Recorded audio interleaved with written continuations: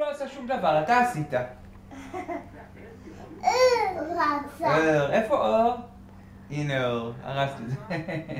כי הוא ראה את תמשיך לדבר איתה. אני יכול להגיד לה מה שאני רוצה, אתה לא תגיד לי מה להגיד. לא! אל תגיד לי מה להגיד, אני אתעצבן.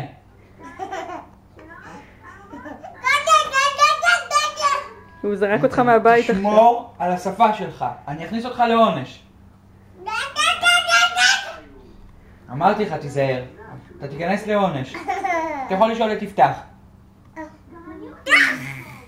כן? נכון? תגיד לו שזה נכון? אז תיזהר, כי ככה אני עושה. כן! אל תגיד לי כאלה דברים. לא, אתה לא תגיד לי כאלה דברים. כן? די, תפסיק. כן? לא, לזה אני לא מוכן. ואל תגיד לי אמא שום דבר, אני קובע. כן, אני קובע.